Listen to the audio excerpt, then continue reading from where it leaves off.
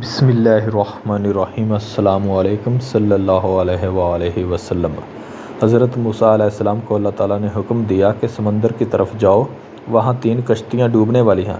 حضرت موسیٰ علیہ السلام فوری حکم الہی کی تعمیل کرتے ہوئے سمندر کی جانب چل دیے۔ ساحل پرسکون تھا۔ بہت دور سے ایک کشتی آتی ہوئی دکھائی دی جو آہستہ آہستہ ساحل کی طرف بڑھ رہی تھی۔ ابھی وہ کنارے سے کچھ ہی فاصلے پر تھی کہ حضرت موسیٰ علیہ السلام نے آواز دی کہ اے کشتی والو، اللہ کا حکم آنے والا ہے، ہوشیار رہنا۔ انہوں نے جواب دیا، آپ جانتے ہیں کہ اللہ کے حکم کو کوئی نہیں ٹال سکتا، ہم تو اس کے بندے ہیں جو حکم الہی کے پابند ہیں۔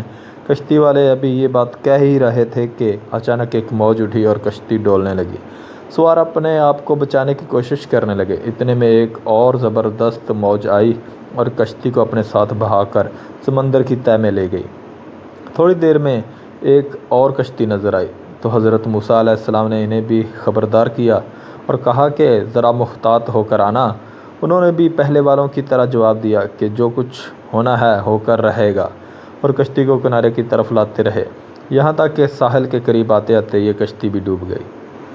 حضرت موسیٰ علیہ السلام اللہ کی حکمت کے بارے میں سوچوں میں گم محبوب تھے کہ انہیں ایک تیسری کشتی آتی دکھائی دی۔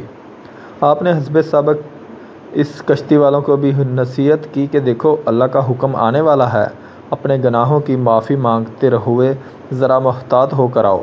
انہوں نے جواب میں کہا کہ اے اللہ کے نبی، جس طرح آپ سچے ہیں اس طرح اللہ کا حکم بھی اٹل ہے، اسے کوئی نہیں بدل سکتا، لیکن اللہ کی رحمت بھی تو ہے، ہم اس کی رحمت سے کیوں مایوس ہوں؟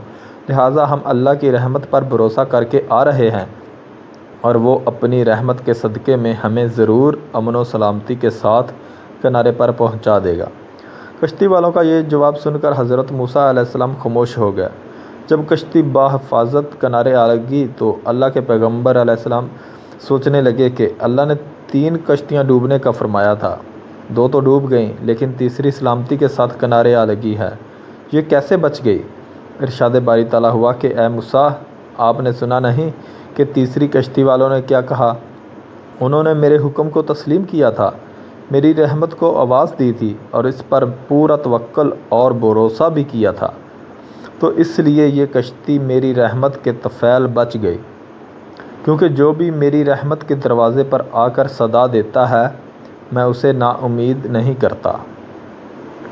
ایک حدیث میں آتا ہے کہ جب اللہ تعالیٰ نے مخلوقات کو پیدا فرمایا تو عرش پر لکھ دیا، میری رحمت میرے غضب پر غالب ہے۔